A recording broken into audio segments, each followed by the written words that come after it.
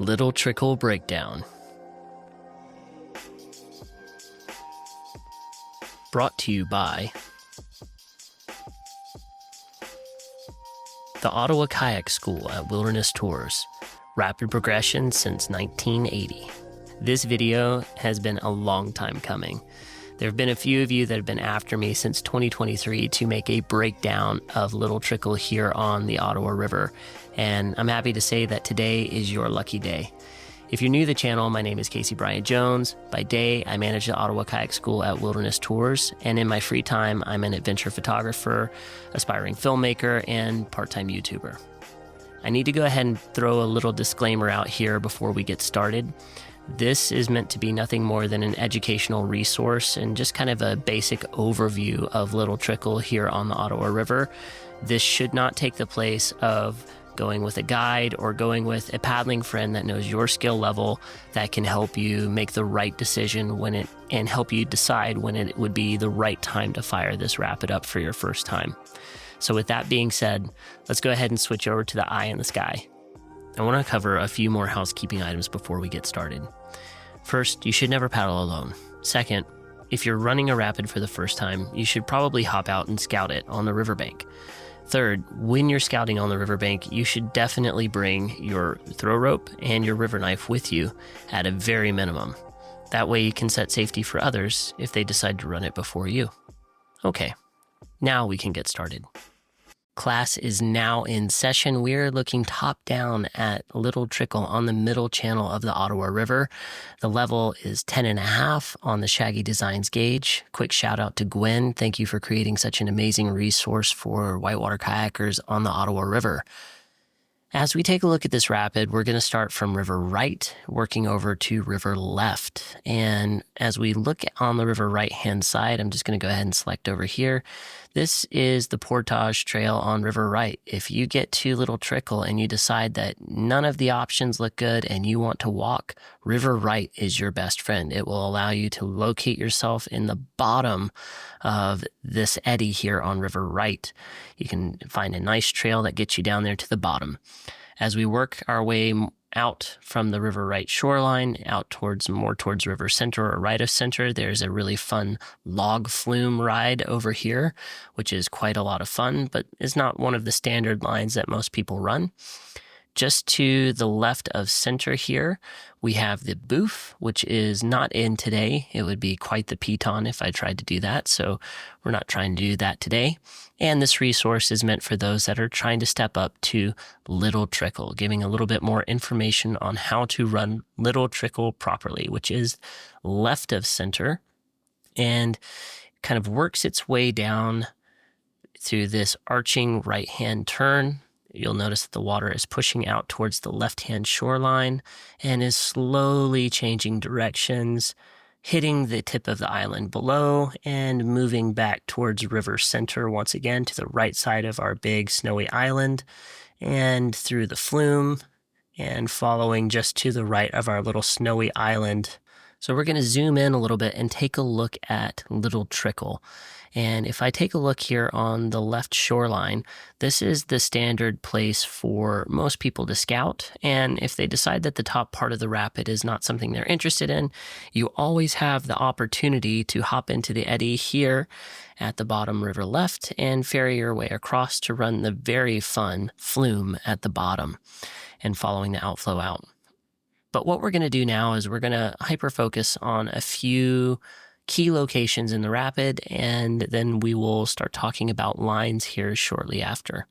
So if we take a look here, we've got a rock that's here in dead center of the river, and just to the left of it, there is a beautiful eddy. And so we want to take account of this eddy, and we also want to look at the way that the water is flowing from that eddy over towards river left. And we'll notice that just downstream of the eddy line, you'll see that the water is either moving right or to the left, with more water falling off to the left. If you start in this eddy, you do need to paddle out past the downstream V and get past these waves that are forming at the bottom of the downstream V to ensure that you're far enough left. This dark area of water here is actually a rock shelf, and then we have a big reactionary wave, and if we follow over here to the left-hand side, there's a beautiful eddy on river left. Our eyes keep working downstream. We have 1, 2, 3 downstream V's, with the third of those downstream V's actually forming a bit of a hole. We have a nice eddy here again on river left, one here at river center, and then we've got our big snowy island here again with water that's actually flowing into the tip of the island, and some of it's shearing off to the left. More of it is actually turning and going right. We'll notice that there are a couple of shallow rocks just below the tip of the island on the river right-hand side. And then as we go downstream, this is a very deep flume, and we'll follow the main flow out.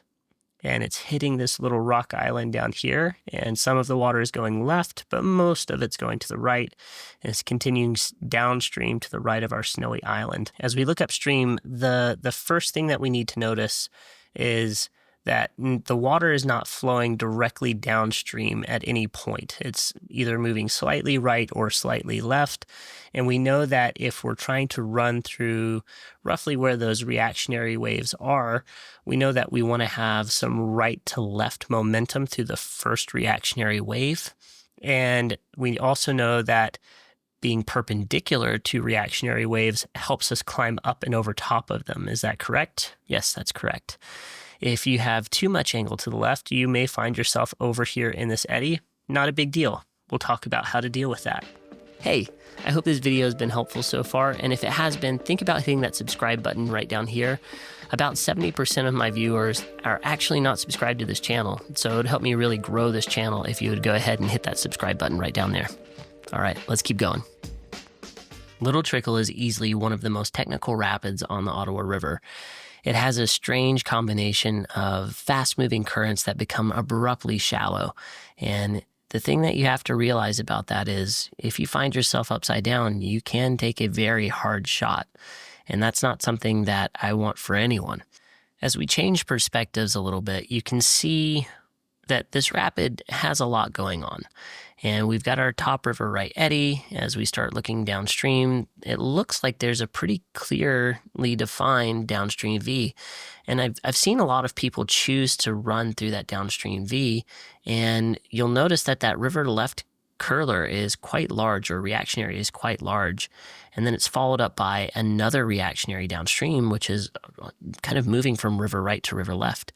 The number of times that I've seen individuals hit that area and lose balance, kind of leaning back slightly because they weren't crunching forward as they went down the face of the drop, and then slowly turning sideways, hitting the crashing wave before the pour over hole, flipping over, and ending up in the hole upside down.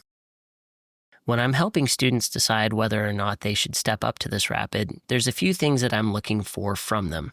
I'm looking for clean edge-to-edge transitions. Are they wobbling coming in and out of eddies?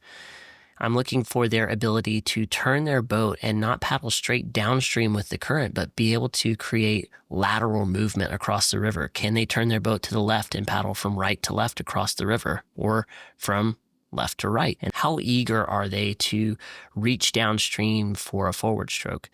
Again, the rock shelf here at the top of the rapid is it is a sloping shelf. And as you travel down with your kayak, if you are sitting straight up as you start the rapid, the boat will follow the slope of the rock. And all of a sudden, now you're no longer sitting upright. You're now leaning back slightly. So your ability to kind of crunch forward with your core and reach forward for your toes as you're taking that last stroke going into the reactionary wave is pretty important. This is one of those sneaky skill sets that will actually make you a more advanced paddler. So make sure that you use it. If running Little Trickle from the top is not your definition of fun, that's okay. On river left, halfway down, there's this beautiful eddy that will hop back in and will ferry across the front side of the island to river center. From here, we'll actually get to practice one of the key skill sets to help us have a smooth run from the top. Let's talk about the direct line. We see our top reactionary wave on river left. We're going to have angle moving right to left through it. We're going to paddle through the diagonal waves on the left, following our downstream V's 1, 2, 3. You'll notice that my bow has quite a bit of angle back to the river left-hand side. I'm taking a big right-hand stroke as I go through the diagonals here, and that's to make sure that my bow doesn't turn downstream before I'm ready for it to. I'm going to continue down through the downstream V's, timing a right stroke to lift my bow over the hole, and continuing downstream. I'm moving just to the right of the shallow rocks, following the downstream V, choosing to take on a little bit more of that left-hand side of the zoom flume. Key takeaways: we want to have an aggressive body posture, and we also want to think about which way our strokes are going to turn us, so time those strokes. Next, the eddy hop.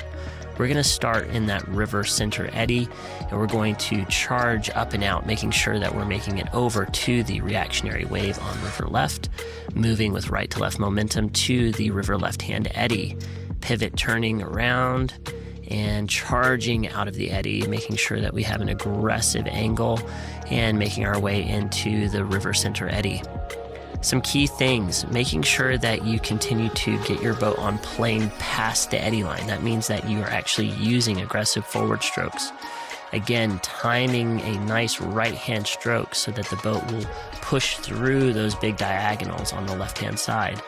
Once we're in the eddy, we've got to charge back out into the main current, making sure that we're aggressively charging into the current with the same amount of aggression that water is reaching us. As we get to the zoom flume, I'm taking on that left reactionary, taking a big right-hand stroke to lift my bow. That way I can skip through the bottom of the rapid with a dry face. And yeah, I should smile more. What do you think? Leave that down in the comments below. That is pretty much the end of this amazing breakdown of Little Trickle. Hey, I hope you enjoyed this video, and if you did, think about watching this one right here. And until next time, we'll see you out on the river.